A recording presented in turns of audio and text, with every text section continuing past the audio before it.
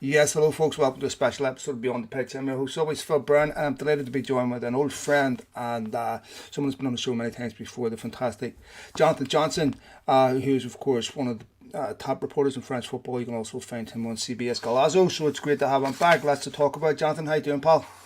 Yeah, doing very well, thanks. And yourself?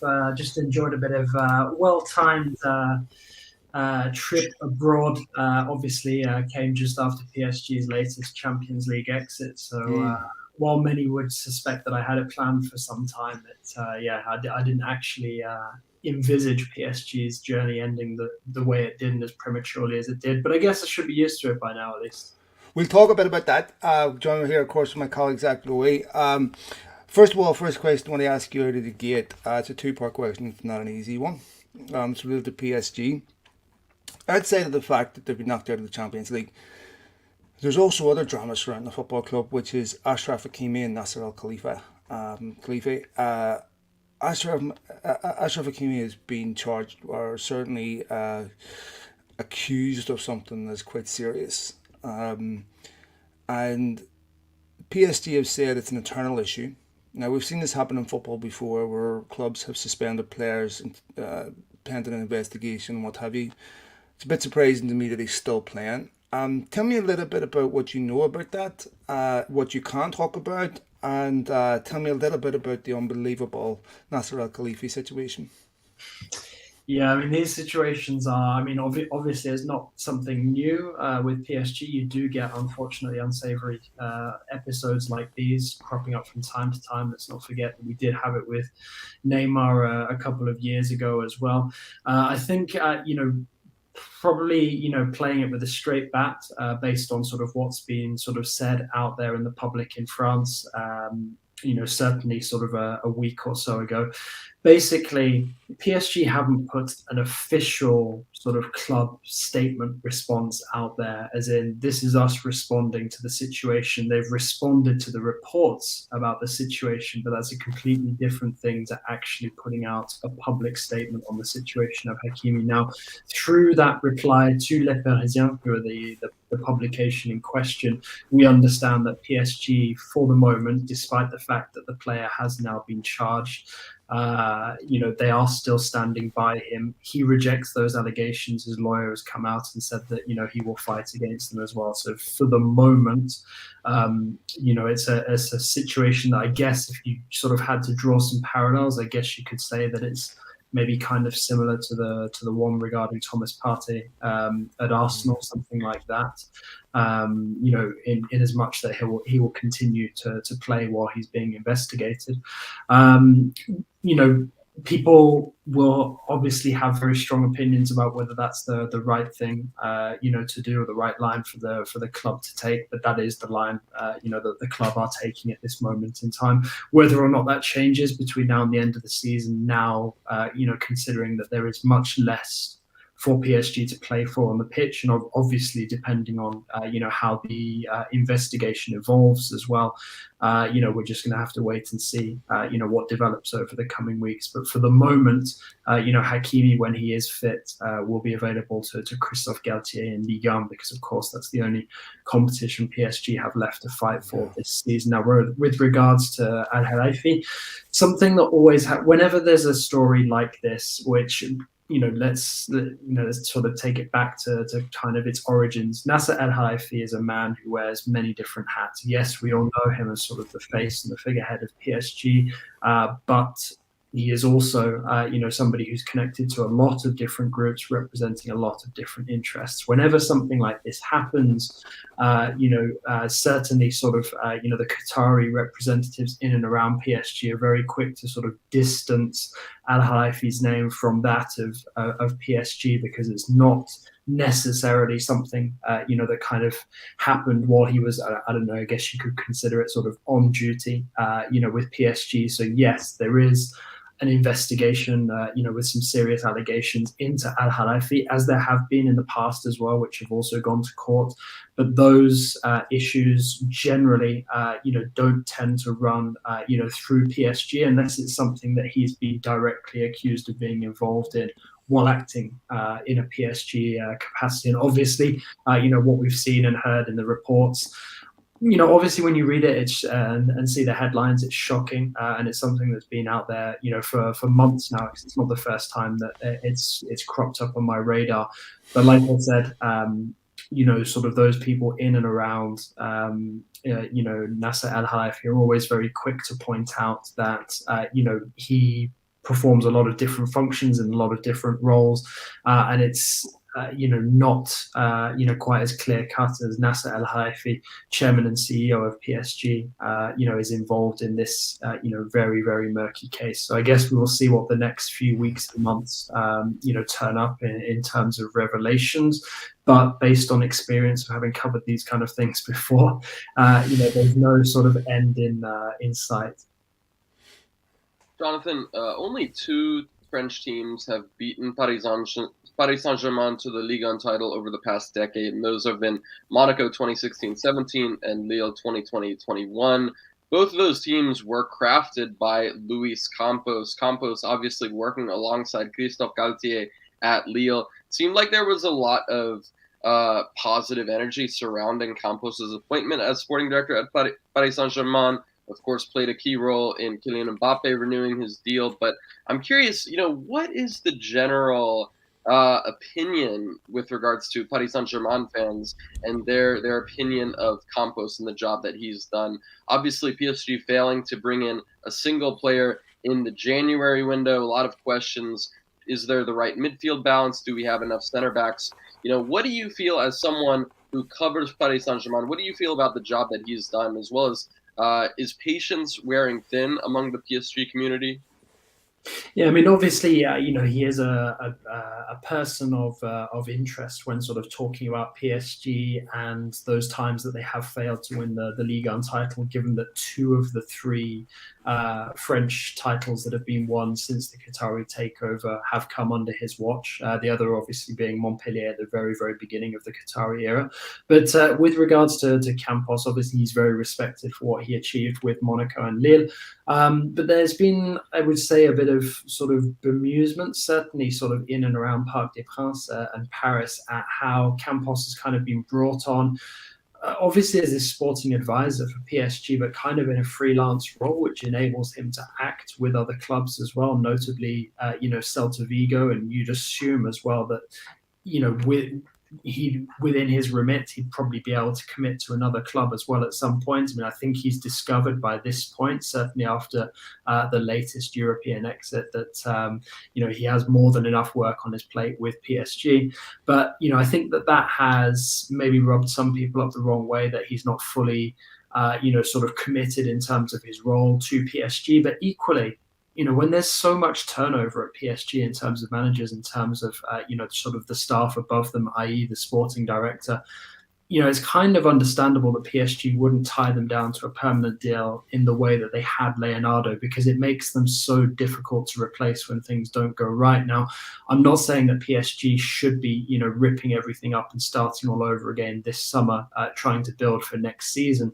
But, I think when they brought in, the duet of Galtier and Campos, that was part of their thinking, because, Galtier, although this is, the most prestigious managerial gig that he's had so far in his career, he's not earning the same money as his predecessors, the likes of Pochettino, the likes of Tuchel, the likes of Emery. So in terms of the way that PSG think, because let's face it, they also have to think about Campos and Galtier as a duo. If one goes, the chances are that both will go. It's very difficult to see a scenario where one stays and the other doesn't.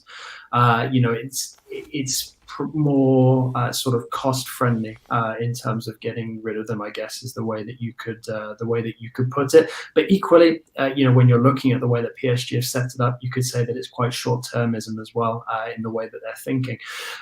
So with regards to Campos, what he's achieved and what's expected of him in Paris, much more was expected of him in terms of setting this squad up, for a serious crack at the Champions League. There was a lot of disappointment, not just within the fan base, but also also apparently within the squad as well.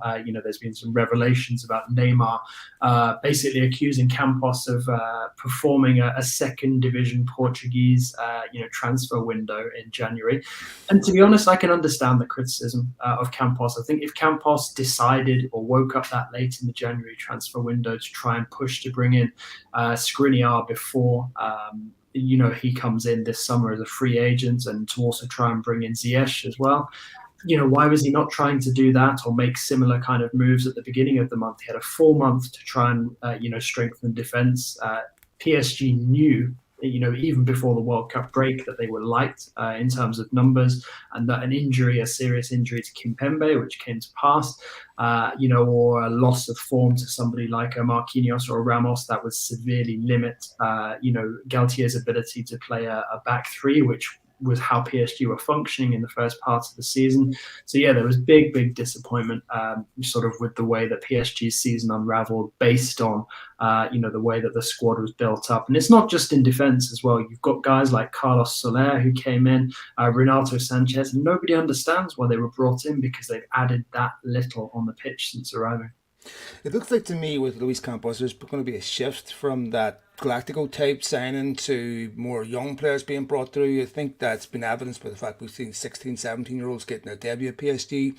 I think probably heightened by the fact they've gone out to Bayern Munich, been scoring, Kingsley Coman scoring, an ex-academy player. They have a great record of getting their academy players through, which then brings me to, why did they give Kylian Mbappe so much money last season? Now saying they need to reduce their wage about 30%. And does it look like Kylian Mbappe and perhaps Neymar in this project is coming to an end, where maybe they start looking outside of PSG for Champions League aspirations? Yeah, possibly. I mean, I think there's always going to be that debate about Mbappe, especially while he remains performing in the way that he does. People will always have their opinions about Ligue 1, whether PSG is the right place for him. At the end of the day, Mbappe made a choice where he wanted to make history, where other people have struggled, to make history. It's not working out at this moment in time. We will see what happens next season. I think it's very, very unlikely, that PSG decide to try and cash in on him this summer, given that he'll still be under contract. PSG would love to cash in on Neymar if they could. It's just been very difficult over the last 12 months or so. They were very open to it last summer. But I think as well, with Mbappe secured, PSG recognised that the tactics of the past will not necessarily serve them well, moving forward. And yes, while Mbappe is a big money acquisition and cost a lot of money, obviously, to renew his contract, he is still a talent who hails from the Paris region, a generational talent, I should add, and somebody that PSG absolutely want to build their future squad around. Now, obviously, when you factor in some of the emerging talents that PSG have, not just youngsters, impressive youngsters like Nuno Mendes, but the kids coming from the academy as well. Warren Zaïre-Emery, debuting at 16, which is previously kind of unheard of, for PSG for the majority of the Qatari era. That's hints at sort of a brighter tomorrow for PSG, and part of the struggles that we discussed earlier, for Luis Campos on the transfer market were created by that massive financial effort to tie Kylian Mbappe down and to keep him at Parc des Princes. In an ideal world, I think for PSG, they cash in on Neymar and they can build around, some of their better performing stars or more consistent stars, certainly the ones that don't get injured as often. But realistically, when you look at the situation, it's going to be tough to shift Neymar this summer. And when you've got Messi and Ramos on expiring contracts as they are at this moment in time, sort of if you're thinking about things from a financial point of view, you would probably let them go before you even debate, selling somebody like Mbappe. Because at the end of the day, although Messi's second season in Paris has been much better than the first, he still doesn't have that ability to single-handedly carry PSG in the way that Mbappe seems, to have. And I think as well, there's now a strong argument for Mbappe taking over the captaincy from somebody like Marquinhos as well, because there are more questions being asked of the Brazilian, of the likes of Marco Verratti as well, who obviously was at fault in that game against Bayern. And for me, I think this summer I'm expecting to see PSG probably hamstrung a little bit by players that they can't move on. but looking to build around them with sort of wiser transfer acquisition. So expect to see someone like Campos looking, in greater detail at the free agent market. You've already got Skriniar coming in. There's some very interesting free agents, who will potentially be available in the coming months. You've got Indica at Frankfurt. You've got Guerrero at Dortmund. Both hail from the Paris region. You've got Rabiot, of course, former PSG Youth Academy product as well. Acrimonious end to his time with PSG, but when you have those kind of financial pressures that PSG are dealing with in terms of the wage bill, I think that Campos is going to have to start getting creative, and perhaps the methods that have served him so well in previous postings at Monaco and Lille, he might have to get even more creative here. Zach, I'll leave you with the last question. Go ahead, Matt. Absolutely. It seems that Paris Saint-Germain not only gave Kylian Mbappe a lot of money to renew his contract, but also a lot of authority in the transfer window. There was reports that Mbappe was pushing for the departures of 13 players, as well as sporting director Leonardo and manager Mauricio Pochettino. Pochettino and Leonardo both gone, as well as all of those players who were mentioned, with the exception of a few, including Danilo Pereira, Neymar, as well as Sergio Rico in the backup goalkeeper role. I'm wondering if you could confirm any of those reports that Mbappe was pushing for these departures, as well as, as I mentioned, one of the only players who actually stayed at the Parc des Princes was Neymar. He has a contract until 2027. He's 31 now, and consistently becoming more and more injury prone. It just seems like we are not going to get the same Neymar that emerged as a world beater in those first few months at the Parc des Princes. So I'm curious, how do you feel PSG are going to be able to perhaps shift away from the Galactico approach while Neymar is still at the club? And do you think that trying to get rid of Neymar is going to be one of PSG's main priorities this coming summer? I mean, I think that as much as they would like to move on from Neymar, they can't at this moment in time. The injury and the surgery that he's had to undergo, a surgery, I might add, that probably should have taken place when he first arrived in 2017, because those concerns showed up in his medical when he pitched up in Paris. It's going to be very difficult. I don't know any club really that would be prepared to stump up a significant transfer fee and the wages without knowing what he's like on the pitch after that surgery.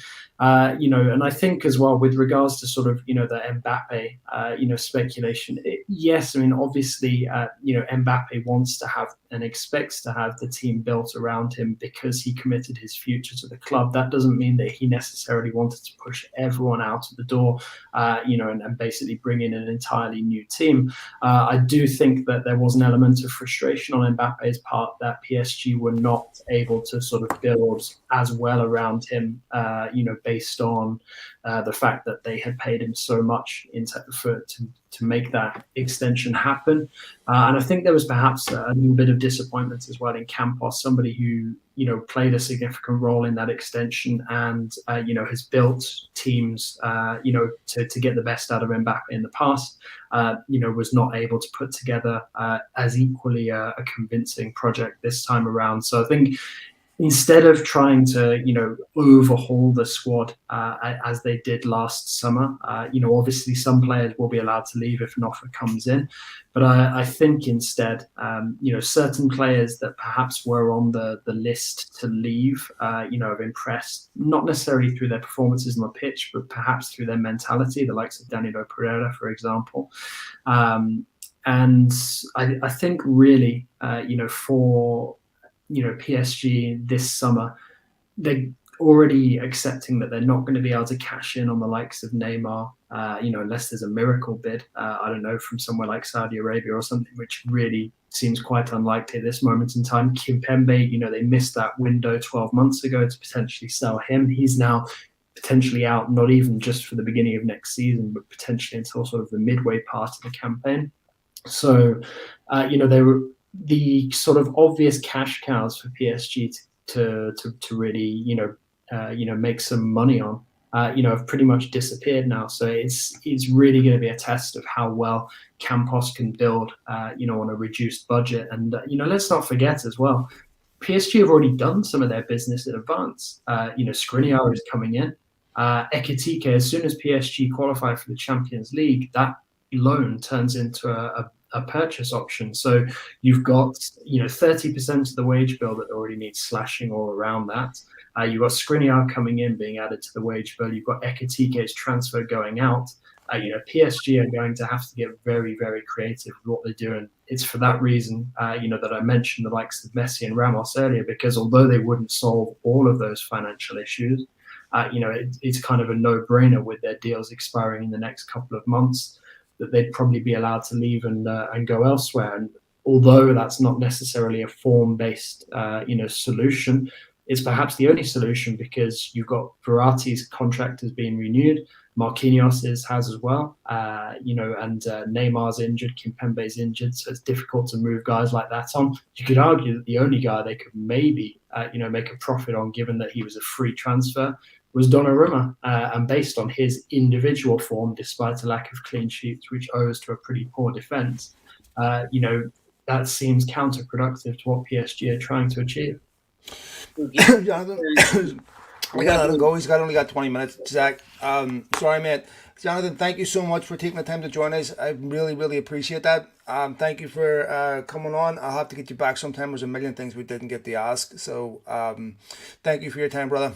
No, thanks a lot for having me, guys. Speak soon. Cheers, mate. Bye. Cheers.